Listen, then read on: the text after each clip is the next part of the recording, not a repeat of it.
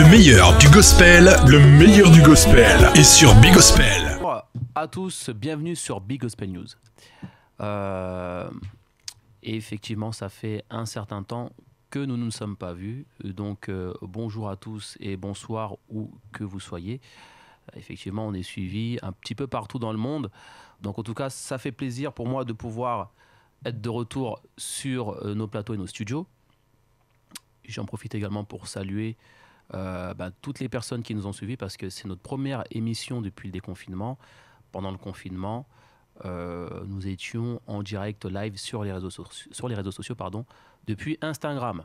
Donc, merci à toutes les personnes qui ont continué à nous suivre malgré tout.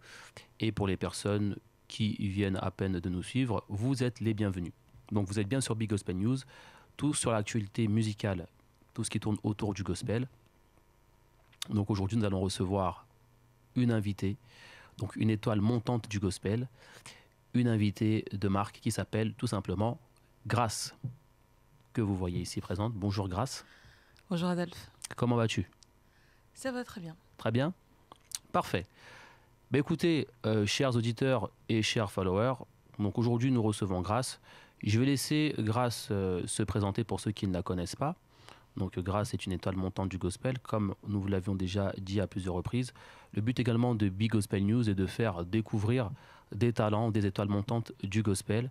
Et aujourd'hui, nous avons cette opportunité, vraiment le privilège de pouvoir recevoir Grace sur nos plateaux. Grace, est-ce que tu peux te présenter, nous dire un petit peu qui tu es pour les personnes qui ne te connaissent pas?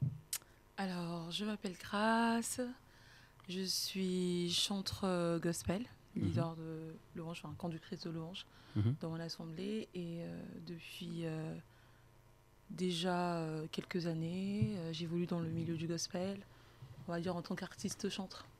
Parce que ça reste quand même dans le cadre du ministère de la louange. Très bien. Et voilà, dans le domaine séculier, je suis juriste, formaliste. Ah, très bien, très bien. Donc là, on a une chantre, artiste et juriste. C'est ça. D'accord. Artiste chante, ça va un peu ensemble. Parce que c'est vrai que on reste pas cantonné dans le corps de Christ, dans l'Église. Le but, c'est d'aller aussi au-delà, d'atteindre toutes sortes de couches sociales. Les croyants, non-croyants. Le but, c'est l'évangélisation. Donc, comme gospel, évangéliser, transmettre la bonne nouvelle au-delà de l'église locale ou de l'église corps. Très bien. Et depuis combien de temps tu chantes? Alors, sérieusement, j'ai commencé à vraiment chanter en 2012. Mais c'est vrai que déjà, étant petite, on chantait en famille. Parce que la musique... dans la famille, on a des artistes. J'ai mon cousin qui est en Afrique, qui est au Congo, qui a un groupe Wisdom Classic, qui a une certaine renommée là-bas. Et ma mère était choriste déjà, donc c'est elle qui nous a transmis le goût de la musique. D'accord. C'est comme ça que j'ai commencé à aimer la chanson. Très bien, parfait. Et du coup, tu nous as dit que tu étais chantre. Si je me suis permis de faire la distinction, c'est que par rapport à ce qui se dit aujourd'hui, beaucoup de gens font la distinction entre chantre et artiste. Est-ce que toi, tu fais cette distinction également ou tu considères que les deux, en fait, se rejoignent, tout simplement? Oui, chantre parce que des artistes, il y en a plusieurs. Mais des chantres, ce sont des personnes appelées. Être chantre, c'est une vocation. C'est un ministère, c'est un appel. Être artiste, c'est être doté de talent, tout simplement, de chanter. On peut être doté de talent et ne pas être chantre. Chantre, c'est l'appel qu'on a sur nous. Ce sont des serviteurs, ce sont des personnes qui sont consacrées, qui sont mises à part et qui sont consacrées au service du Seigneur, à servir le Seigneur. Parce qu'au jour d'aujourd'hui, le gospel est devenu un genre musical, mais bien plus qu'un genre musical, on doit rappeler que le gospel, c'est l'évangile. Nous chantons pas tout et n'importe quoi, nous ne chantons pas ce que nous voulons, nous chantons la parole de Dieu, ce sont des psaumes. En fait, le chantre, c'est un psalmiste, c'est quelqu'un qui, sous inspiration du Saint-Esprit, parce que c'est notre source d'inspiration, le Saint-Esprit, chante des cantiques à l'Éternel, chante des paroles inspirées du Saint-Esprit pour toucher le cœur de Dieu. Le but du chant, c'est déjà toucher le cœur de Dieu. Une fois qu'on a touché le cœur de Dieu, Dieu qui connaît le cœur de l'homme, qui sait ce qui convient à l'homme, touche le cœur des hommes. C'est ça. L'artiste, c'est celui qui comment dirais-je, qui met en avant son l'art de chanter, qui sait chanter, qui est doté d'un talent, d'une capacité. Et le chantre, c'est celui qui est appelé. D'accord. Au-delà du don, au-delà du talent. D'accord. Donc si je comprends bien, donc tu as commencé en tant que chantre. Donc tu continues donc à exercer, comme tu l'as dit, au sein de ton assemblée jusqu'à aujourd'hui. Tout à fait. Donc c'est très bien. Donc ça veut dire malgré le succès que tu commences à avoir, tu continues quand même à œuvrer dans le ministère. Absolument. Absolument. Et depuis combien de temps tu es chantre en fait au sein d'une assemblée? Alors j'ai commencé à chanter en 2010. C'était un peu timide parce qu'à l'époque, j'avais jamais vraiment chanté accompagné d'un instrument. Jusqu'ici, je chantais toujours en famille, chez moi, dans mon salon, avec ma mère, mes frères et sœurs, quand on passait nos temps de prière, jusqu'au jour où, en fait, j'ai jamais rêvé d'être chantre. J'ai jamais vraiment rêvé chanter. J'aimais chanter. C'était pour moi un loisir, c'était pour moi un plaisir, mais j'en ai jamais voulu en faire au-delà de chez moi. Et je me suis retrouvée dans une église où l'équipe de chantres avait été complètement désertée. Et là, il y a un frère, le frère qui joue aux instruments, le pianiste, m'a dit, mais je t'entends souvent chanter dans l'assemblée, je vois que je me rends compte que ta voix, tu as plutôt une belle voix, tu as du potentiel, tu devrais l'exploiter. C'est le frère Emmanuel Bavokana. Et donc à ce moment-là, je me suis dit, oui, pourquoi pas, je verrais bien. Ce qui moi me freinait, c'était le fait que je me rendais compte que ça demandait beaucoup de temps. Être chantre, beaucoup de temps, beaucoup de consécration. Et à l'époque, je n'avais qu'une envie, qu'une ambition de devenir soit un grand avocat, soit une grande journaliste d'investigation. À ce moment-là, c'était mes études qui vraiment me préoccupaient et m'intéressaient. Et j'avais pas le temps, j'étais adolescente et je voulais... je passais mon bac et je voulais intégrer Sciences Po. Donc ça me demandait beaucoup de temps au travers des filières parallèles. On avait un dossier à préparer.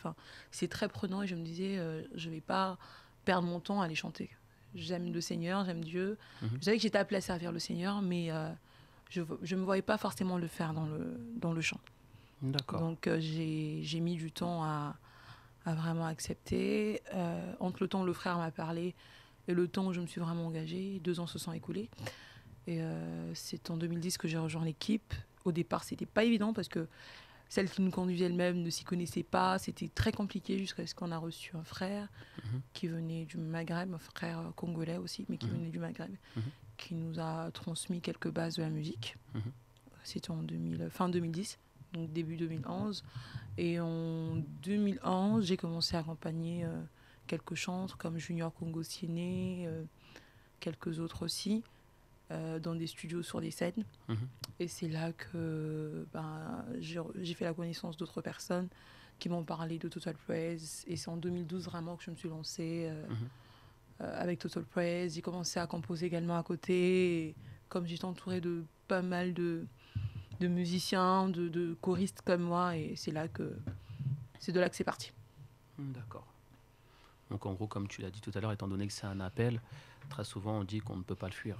Donc, c'est ça, tout à fait. Malgré tout, toutes les ambitions que tu as faites, tu as quand même répondu à l'appel. Tout et à c'est fait. quelque chose de très très important dans la vie d'un chrétien ou d'une chrétienne. Maintenant, en ce qui concerne l'actualité, parce qu'actuellement tu fais quand même le buzz sur les réseaux sociaux, il y a quand même quelque chose qui tourne avec un artiste que beaucoup de gens connaissent, avec Esdras. Le titre s'appelle Nalingio. Tout à fait. Donc parle-nous un petit peu de ce titre et de la rencontre éventuellement avec Esdras, qui est quand même une personne qu'on a déjà reçue aussi dans notre émission. Parle-nous un petit peu de la chanson et surtout de votre rencontre, surtout parce que moi ça m'étonne qu'une personne qui vient à peine d'être connue du public a cette opportunité de faire un featuring comme avec Esdras quand même. C'est quand même assez incroyable.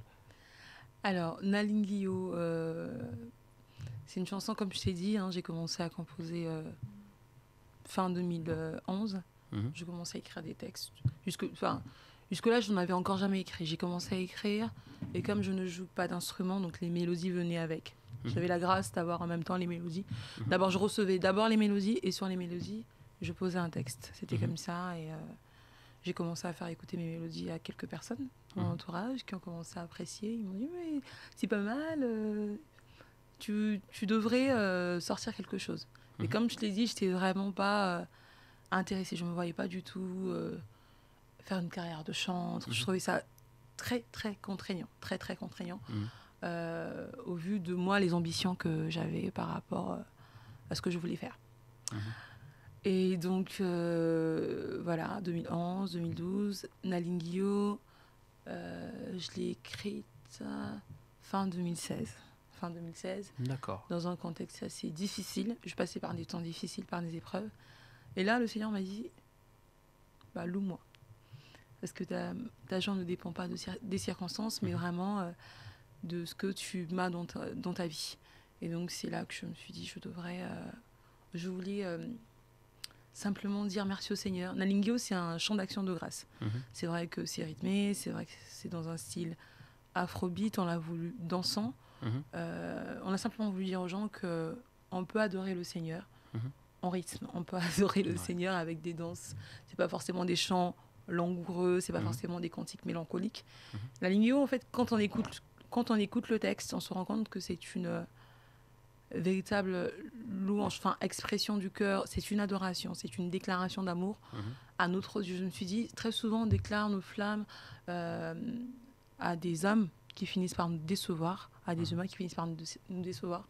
Mais très peu souvent, on prend le temps de dire au Seigneur combien on l'aime, combien on lui est reconnaissant pour l'œuvre de la croix. Voilà. Nalingio, c'est une histoire d'amour. Nalingio, c'est un cœur reconnaissant, c'est un cœur repentant, c'est une expression vraiment du cœur. Et qui Dieu Seigneur, merci pour l'œuvre de la croix, tout simplement. On a voulu le dire en plusieurs langues. Nalingio, Nakupenda, Muzolange, I love you, je t'aime. Et je tiens quand même à préciser que Nalingio, ce qui veut dire je t'aime. C'est ça, du Lingala. Nalingio en Lingala, on l'a dit en Kikongo également, parce que moi je suis originaire, tout comme Esdras, d'Afrique centrale, du Congo. Et là-bas, ce sont des langues qui sont parlées, le Lingala, le Kikongo et le Swahili. Donc on l'a dit en Lingala, en Kikongo, en Swahili, comme on est français, on habite en France. On l'a également dit en français, et puis on a fait un clin d'œil à l'anglais, qui est une langue internationale. Et cette rencontre avec Esdras, du coup, comment s'est-elle fait? Esdras, dans le cadre de l'église, on était dans un même bâtiment. Lui, il était juste derrière nous, un peu devant, à Aubervilliers. Mais c'est vrai qu'on ne se connaissait pas vraiment. Je le connaissais, moi, je l'ai connu au travers de mes Kadishkem. On avait des relations en commun, mais on ne se connaissait pas, nous, personnellement. Et c'est lorsque j'ai décidé finalement, après moult réflexions et des menaces de proches, que voilà, je me suis dit, je voyais du rap dans la ligne. Quand j'écoutais, moi quand j'ai chanté la chanson, tout de suite j'ai eu une image, je me suis projetée, j'ai visualisé quelque chose, et dans cette vision-là, je voyais un rappeur. Au départ, j'ai pensé à Biti, parce qu'on a fait connaissance à Acticole, comme tu le sais. Et finalement, je lui en ai jamais parlé. Et après, je me suis dit, tiens, ce serait bien Georges Lusamboulou, El Georges, parce que c'est une bonne connaissance à moi, c'est un proche, et il fait partie des personnes qui m'ont vraiment encouragée, poussée à chanter. Et donc, je me suis dit, tiens, je vais faire ce duo-là avec Georges. Et finalement, j'ai fait la connaissance d'un ami, d'une personne que j'ai un ami, on dit, Ouré Berthold, qui fait des événements, un organisateur d'événements. Dans le cadre d'un événement qu'il a organisé, c'est un ami à moi, Claude Lombo, qui m'a présenté Ondi. Et j'ai fait la connaissance d'Ondi, et on a gardé de très bons contacts. Et quand j'ai voulu lancer le projet, faire le single, j'ai pensé à lui, je l'ai appelé, je lui ai dit, écoute, je voudrais... Il faisait aussi partie des personnes qui, après m'avoir écouté, étaient vraiment intéressées. Il me dit, écoute, moi, je suis vraiment intéressée. Si tu veux être managée, si tu veux vraiment être accompagnée dans ça, je suis là pour toi. Il me dit, j'accompagne déjà un artiste. C'était Esdras. Il me dit, je vois bien Esdras dessus. Et c'était marrant parce que juste la veille, j'avais regardé un statut WhatsApp d'un ingénieur du son, Déo, qui avait mis un extrait d'Esdras en train de rapper. C'est bizarre, quand j'ai écouté rapper, je me suis dit, mais il serait bien sur Nalingio. Et le lendemain, je parle avec Andy. Il me dit, je vois bien Esdras sur le single, sur le projet. Et quand il m'a dit ça, j'ai dit c'est une confirmation, c'est vraiment le Saint-Esprit. Parce que ce que nous faisons, mine de rien, est spirituel. Au-delà de la communication, au-delà de toutes ces choses-là, c'est profondément spirituel. La musique, qu'elle soit profane, qu'elle soit chrétienne, elle est spirituelle. Parce que la musique a la capacité d'atteindre notre âme, de nous toucher au plus profond de nous-mêmes. Et c'est important qu'on ne fasse pas un duo pour le plaisir. Moi, personnellement, les feats celui que j'ai fait et ceux que qui sont en cours, j'ai pris des temps de prière, j'ai pris le temps, j'ai dit Saint-Esprit conduis-moi, je veux vraiment pas faire les choses par moi-même, par ma propre chair, mais vraiment être conduit par toi. Donc c'est comme ça, pour faire bref, parce que je suis un peu bavarde. Pour faire bref, c'est comme ça que j'ai présenté le projet à Esdras par le biais d'Andy qui nous a mis en relation. Alors qu'Esdras, on se voyait, on avait même des veillées communes, on avait des veillées inter avec des ensembles, et je lui en avais jamais parlé. Et là, Andy nous a mis en relation. Andy lui en a parlé, lui a parlé de moi. Au départ, il l'a pas vu, et malgré ça, il était très emballé. Il a écouté la chanson, parce qu'il y avait déjà la maquette qui tournait. Il a écouté, il était très emballé. Il a dit OK tout de suite. Je l'ai appelé, il m'a dit mais c'est toi, mais c'est une belle surprise, c'est une surprise agréable. Et finalement, je dis que Dieu est bon et qu'il est vraiment le maître des temps et des circonstances, qu'il a vraiment le contrôle de tout. Parce que finalement, Esdras, ça devrait être pour moi une grande bénédiction, un grand canal de bénédiction. Il a été plus qu'un simple collaborateur, il a été plus qu'un simple invité sur mon titre, il a été plus qu'un simple...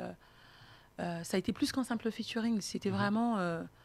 il m'a accompagné, il m'a soutenu, il m'a encouragé, il m'a coaché, il m'a boosté, il m'a écouté. Le single est sorti sur les plateformes de téléchargement en novembre 2019. Et on voulait sortir le clip tout de suite après, mais les choses ont fait que ça a un peu traîné. À chaque fois, il m'a proposé des réalisateurs. Et là, même le réalisateur avec qui j'ai travaillé pour la réalisation du clip, c'est Esdras qui me l'a présenté. Vraiment, il a été plus qu'un invité. Il s'est vraiment investi. Il s'est investi, mais complètement. Complètement. Au niveau de la communication même, c'est vrai que je chantais, j'ai accompagné beaucoup de personnes. Mais mine de rien, le soutien était minime. J'ai vu très peu de personnes me faire un clin d'œil en retour, me soutenir. Moi, j'accompagne les gens gratuitement. Je chante, je pose ma voix dans des singles, dans des albums. Je ne demande jamais le moindre pécule, pas le moindre penny, parce que j'estime que le don que Dieu m'a donné, il l'a donné gratuitement, alors je le fais avec joie. J'ai un travail dans le séculier, alors je ne fais pas... je vais pas me faire de l'argent avec le Seigneur, c'est ma conception. Mais j'ai pas eu de retour. Après, c'est vrai que quand on aide des gens, on leur fait du bien, c'est pas pour recevoir un retour. Et j'ai vraiment béni le Seigneur parce que Esdras a été une très très grande bénédiction. Pour la communication, il m'a mis en contact avec Eloïka. Ah oui, quand même. Voilà. Esdras, que je salue au passage également. C'est ça, on le salue. Vraiment. Il y a Revival Radio du Bishop Eli. C'est Esdras. Eli, que je salue également aussi. Voilà. Il y a eu Jessica Dorsey qui a partagé le flyer parce que c'est une connaissance d'Esdras. Esdras il a été quand même manager. Il a vraiment... il s'est vraiment investi. Grâce à lui, le single a quand même été écouté. Les gens ont pu voilà. Très belle rencontre avec vraiment. Esdras. Du coup, tout à l'heure, tu nous as parlé un petit peu, je ne sais pas si je pourrais qualifier cela de réticence. Tu dis que tu ne voulais pas vraiment rentrer un petit peu dans ce milieu. Qu'est-ce qui a fait qu'aujourd'hui, tu rentres, on va dire, pleinement dedans, tu arrives au point de faire même des featuring avec Esdras. Qu'est-ce qui s'est passé ? Est-ce qu'il y a eu un événement particulier, un déclic ? Alors, c'est pas vraiment que je voulais pas rentrer dans le milieu, parce que j'y étais déjà. J'étais choriste, j'accompagnais. J'accompagnais, je lidais dans mon église, et dans les projets, j'accompagnais d'autres personnes. Et moi, ça me suffisait amplement. Et puis, j'avais rejoint la grande chorale Total Praise avec le CRC. Et moi, ça me suffisait de faire les festivals gospel avec CRC, de chanter avec des pointures du gospel. Ça m'allait très bien. Et en fait, c'était m'engager, faire une carrière Tu vois. Et même le mot carrière, ça me gêne. Et pendant longtemps, le mot artiste m'a gêné. Parce que pour moi, artiste, ça va... Artiste, je vois tout de suite showbiz. Négatif. Voilà, je vois tout de suite le showbiz. En fait, il y a quelque chose qui me gêne. C'est que nous, les chrétiens, plutôt que d'être des modèles, plutôt que d'être... de donner le pas. Parce que si on voit... La Bible a été avant-gardiste sur beaucoup de choses. La Bible a inspiré beaucoup de choses. La Bible a inspiré le marketing. La Bible a inspiré... même le capitalisme s'est inspiré de la Bible. Et au jour d'aujourd'hui, plutôt que de continuer à être des modèles, des précurseurs, c'est l'inverse. Nous imitons les autres, nous voulons faire comme les autres, en oubliant notre identité, en oubliant qu'on on est dans ce monde, mais on n'est pas vraiment de ce monde. Et on veut plus se distinguer, on veut se fondre dans la masse, on veut être comme tout le monde. Aujourd'hui, être différent, c'est synonyme d'être has-been, d'être dépassé, d'être rejeté peut-être. Mais c'est plutôt cette crainte-là de ne pas apporter ta pierre à l'édifice qui a fait que tu voulais vraiment pas te lancer dans une carrière. La crainte, c'était déjà le mot carrière, pour moi, ça rimait déjà avec showbiz. La crainte, pour moi, c'est en faire un business, de faire de Christ, faire de l'évangile un business, en fait. C'était vraiment pas ma vision. Le cœur que j'avais, moi, c'était vraiment évangéliser. Parler de Christ, transmettre Christ. Il y a des personnes, le monde, les hommes ont dit que la musique adoucit les mœurs. Il y a des personnes qui ne vont pas écouter la parole, qui ne vont pas être touchées par la prédication parce que ça va être pour eux un langage barbare. Ça va être des choses qui ne leur parlent pas, ils ne vont pas comprendre. Nous, on comprend notre jargon, mais eux, non. C'est pas la portée de tous. Voilà, ça va pas les percuter, ça va être pertinent. Et je me dis, la musique a cette facilité. Avec la musique, on a cette facilité-là d'atteindre les gens, de pouvoir toucher le cœur des gens. Ils vont peut-être pas tout comprendre, mais rien qu'une mélodie peut toucher une personne. Et une fois que la mélodie te plaît, tu vas essayer de vouloir comprendre le texte. Et c'est comme ça que le texte, qui est la parole de Dieu, va commencer à faire son effet, va commencer à agir. Et c'est vraiment ça ma vision. Et ce que je trouve regrettable aujourd'hui, c'est que beaucoup d'entre nous, beaucoup de chrétiens sont en train de s'égarer. Donc moi, ma réticence, c'était déjà ça. Et comme je t'ai dit, voilà, dans mon travail, je suis épanouie dans ce que je fais. Je ne voulais surtout pas me perdre et puis mélanger tout. Je me disais que ça allait être compliqué. Je suis pas... mon travail me demande beaucoup de temps, beaucoup d'énergie. Et je me disais que je n'aurais pas le temps de consacrer une carrière musicale parce que ça prend énormément de temps. Il n'y a pas seulement les chants à travailler, il faut travailler sa voix, mais aussi... Passer sur Big Gospel. Passer sur Big Gospel. Communiquer énormément. Rien que la communication, ça prend énormément de temps. Mes réticences, c'était plutôt à ce niveau-là. Est-ce que je suis faite pour ça? Je me suis dit aussi, mais au jour d'aujourd'hui, il y a tellement de chanteurs gospel et qui font très bien leur boulot, qui sont pleins de grâce, pleins de talent. Je me dis, pourquoi être une chanteuse gospel de plus? Quel est l'apport? Je me dis, en fait, je me disais, Seigneur, je ne vais pas y aller si tu ne me donnes pas un message. Quel est le message que je vais transmettre? Quel est le message que tu veux que je... Voilà. Qu'est-ce que je vais leur... Un peu comme Moïse. Qu'est-ce que je vais leur dire? Qu'est-ce que je vais dire à ce peuple? Parce que je ne me suis pas mise à chanter pour chanter. Je pense que Dieu ne fait rien par hasard. Il fait toutes choses pour un but. Et si je me mets à chanter, c'est qu'il y a un but derrière. C'est qu'il y a un objectif. Et quel est ce but? Qu'est-ce que Dieu veut que je fasse? Qu'est-ce qu'il veut? Est-ce qu'il y a quelque chose à faire? Est-ce qu'il y a une restauration à effectuer? C'est quoi? Est-ce que c'est rebâtir l'autel de l'adoration? Est-ce que c'est expliquer aux gens simplement que Christ, c'est ça? Quel est le message? Je me disais, je ne vais pas partir tant que je n'ai pas un message. Et puis, on va dire, pourquoi moi? Et moi, je n'ai jamais pris de cours de chant.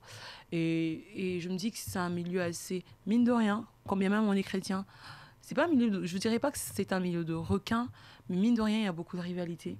Mine de rien, il y a beaucoup de compétitivité, il y a beaucoup de compétition, je trouve. Et voilà, c'est tout ça en fait qui moi me rébutait un peu et qui m'a beaucoup freiné. Enfin, a fait que je voulais vraiment entendre Dieu et c'est ce que Dieu a fait. Il m'a parlé par des prophéties, par des messages, par des paroles de connaissance, par des convictions internes aussi. Et quand il y a eu des confirmations de la part d'autres personnes qui ne me connaissaient pas, quand j'ai eu par exemple des prophéties dans une église où je me suis rendue pour un temps de prière, Et là, le monsieur ne me connaissait pas du tout, le pasteur. Il a commencé à me dire des choses qui vraiment, c'était vraiment vrai. C'était une confirmation, en fin de compte. C'était absolument une confirmation. Je me suis dit, là, Dieu est en train de vraiment mettre à nu les choses pour me pousser vraiment à me lancer. Bah, au final, on peut dire que tes réticences... aujourd'hui, tu es la preuve concrète que tu peux avoir une carrière, mener une carrière et rester fidèle, tout simplement, à la parole de Dieu. Parce qu'au départ, c'était un petit peu ça, si j'ai bien compris, les réticences. Mais aujourd'hui, personnellement, ça n'engage que moi, mais comment je vois un petit peu ton évolution, j'observe que tu restes quand même dans cette lignée-là, dans ce que tu voulais, de ce que tu as toujours voulu faire, donc servir le Seigneur, et ne pas, en gros, rentrer dans une sorte de masse et suivre un petit peu la tendance ou quoi que ce soit. Tout à fait. Au final, c'est plutôt satisfaisant, non? Jusqu'ici, oui. Que le Seigneur continue à faire grâce. Puisse-t-il continuer à faire grâce. Jusqu'ici, c'est ça. En tout cas, ton message est très beau, parce qu'on voit que tu prends quand même le temps avant de faire quelque chose. Tu n'es pas dans la précipitation. Donc, voilà, tu prends vraiment le temps. Comme on dit, reculer pour mieux sauter. Ça veut dire que toi, tu prends le recul nécessaire, tu es très observatrice, tu regardes un petit peu ce qui se fait, et justement, contrairement à des personnes qui veulent s'assimiler à telle ou telle chose, toi, c'est pas du tout ça. Toi, tu te dis que si je viens, qu'est-ce que je peux apporter de plus, en fait? C'est ça. Et aujourd'hui, est-ce que tu sais réellement, donc tu sais quelle est ta contribution, si je comprends bien? Tout à fait. Voilà. Comme je l'ai dit, tout comme la Lingio, toutes les autres chansons, parce qu'il y a plusieurs singles à venir. Et je me suis même, sans me rendre compte même, que finalement, toutes mes chansons tournent autour de l'œuvre de la croix. Et j'ai compris que... c'est pour ça que mon cœur bouffe. Ce qui fait vibrer mon cœur, ce qui fait battre mon cœur, c'est vraiment de parler de Christ, de parler de Jésus, de Christ seul. Jésus-Christ au centre de tout. Jésus-Christ devant, derrière, au centre, à gauche, à droite. Enfin, Christ et Christ seul. Christ. La base. Sous toutes ses coutures. Voilà. Revenir à la source, revenir à l'essentiel. Voilà. Présenter aux gens l'essentiel. Christ, la source de tout. La source de ma joie, la source de mon salut. Parler de Christ et sous toutes ses coutures et le faire en chanson, que ce soit en prédication ou en chanson d'ailleurs. En fin de compte, c'est pas vraiment un message qui s'adresse uniquement aux personnes qui ne connaissent pas Christ. Non. Parce que quand on regarde bien, ça peut être une sorte de rappel aux personnes qui ont déjà entamé leur carrière, et de leur dire, n'oubliez pas que la base, comme tu as dit, c'est avant tout une musique spirituelle, la base est Christ. Tout à fait. Donc je pense que le travail que tu es en train d'effectuer va servir à toute catégorie de personnes, aussi bien les personnes qui ont déjà accepté le Seigneur dans leur vie, et aussi pour les personnes qui ne l'ont pas accepté. Donc, c'est ma mission. Ouais. Non, mais tu es dans l'objectif, j'apprécie beaucoup cette vision. Merci. Juste pour un petit peu détendre l'atmosphère, on va passer à un petit jeu. Est-ce que tu aimes bien les jeux? Oui, j'aime plutôt. Alors, le principe est simple, c'est de répondre par vrai ou faux. Je vais te poser quelques questions. On argumente. Si tu veux argumenter, tu peux. Okay. Mais le principe de base est de dire si cela est vrai ou faux. Ok. Est-ce que tu es prête? Donc j'ai un petit peu enquêté sur toi pour avoir quelques informations. Allons-y. Tu viens de fêter tes 20 ans. Faux. Très bien. Bon, on va pas te demander ton âge pour pas être indiscret. Mais tu n'as pas 20 ans. Non. Tu as collaboré avec une pointure du gospel qui s'appelle Lord Lombo. C'est un projet. Ah, j'ai révélé un secret. Encore. J'aurais peut-être pas dû le dire. Non, c'est pas un secret, mais oui, je lui ai parlé d'un projet. Il était très enthousiaste. Donc on a encore de... C'est vrai qu'il y a eu le confinement entre-temps. Il s'est retrouvé à Kinshasa. Et après, il y a aussi des événements dans sa vie. Donc, oui, on a pas mal occupé en ce moment. Donc, oui, on a peut-être un peu reporté. Mais sinon, il y a une chanson qui est là, qui est en cours. Très bien. Pareil, qui parle toujours de Christ, Christ en tant qu'époux parfait. C'est une très bonne nouvelle. Tu as fait de la prison. Faux. Alors, tu as été choriste dans une très grande chorale. Vrai. Effectivement, en plus, tu nous l'as dit tout à l'heure. Tout à fait. Total Praise. Total Praise. Est-ce que tu peux me dire un petit peu, nous donner quelques noms d'artistes avec qui tu as pu collaborer via cette chorale? Parce qu'il y a quand même des pointures, même internationales, qui sont venues pour pouvoir chanter avec cette chorale. Tout à fait. Moi, j'ai rejoint Total Praise en 2012. C'était le Festival Gospel 2012 avec Dietrich Haddon. Et c'était vraiment sur la vague de He's Able. J'aimais vraiment ce chant. Et c'est déjà la saison avant, on m'avait parlé, c'était Cici Winans qui était là. Et j'avais pas pu. Mes études, toujours très prenantes. Et je ne pouvais pas assumer des répétitions jusqu'à 1h, 2h du matin. C'était pas possible. Et donc en 2012, j'avais un peu un peu plus de temps. Et j'ai donc candidaté. Enfin, elle m'a auditionné. D'accord. Isabelle Voitier m'a auditionné pour le festival et puis elle m'a pris au Pupitre Alto. Et c'est comme ça que j'ai intégré Total Praise. Une bonne expérience du coup? Oui, puisque j'ai répété l'année d'après et les autres années encore. Donc il y a eu Dietrich Haddon, il y a eu ensuite l'année d'après on a reçu que je ne me trompe pas, Kirk Franklin, oui, Yolanda Adams, Marvin Sapp.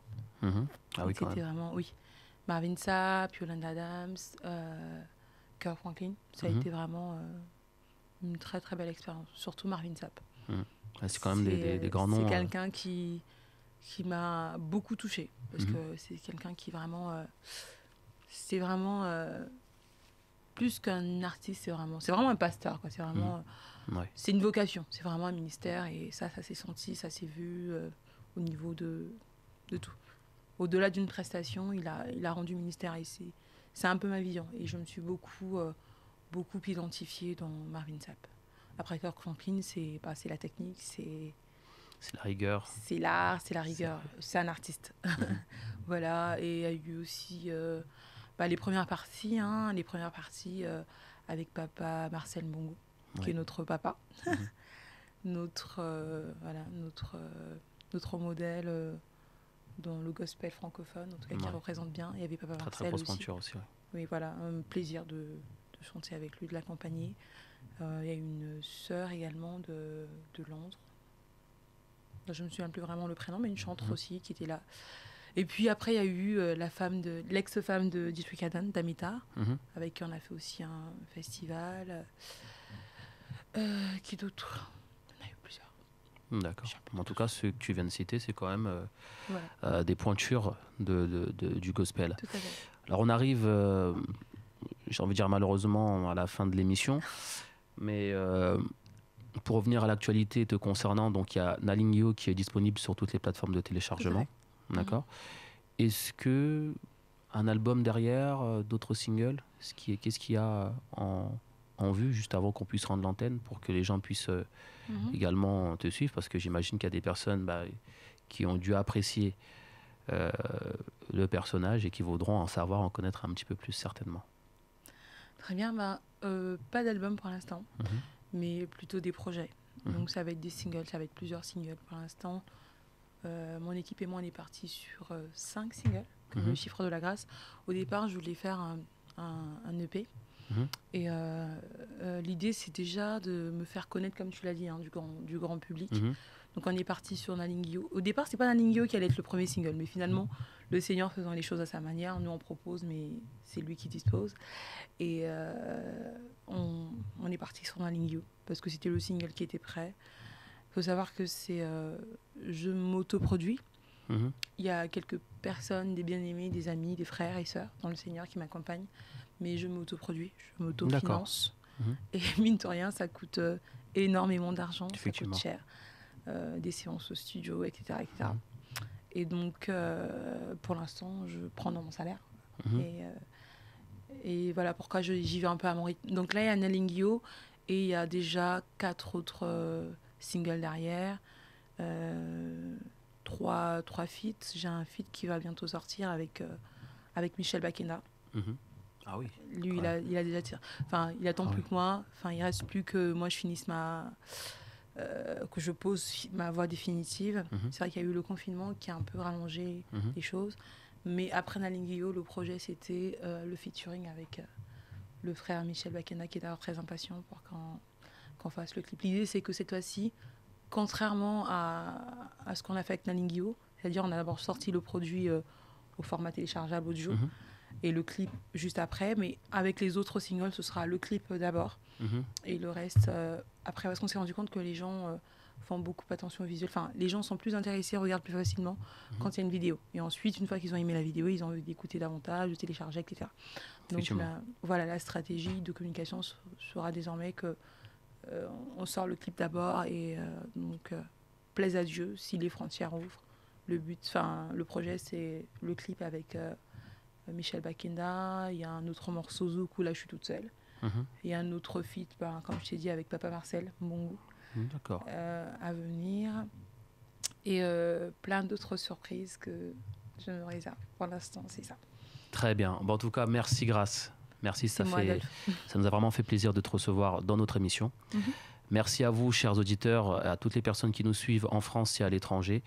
On est vraiment très heureux d'être à nouveau présents, disponibles sur nos plateaux. Donc, comme vous avez pu le voir, donc, nous étions absents dû au confinement.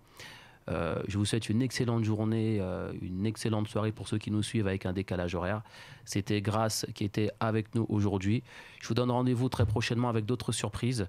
Restez branchés, restez connectés.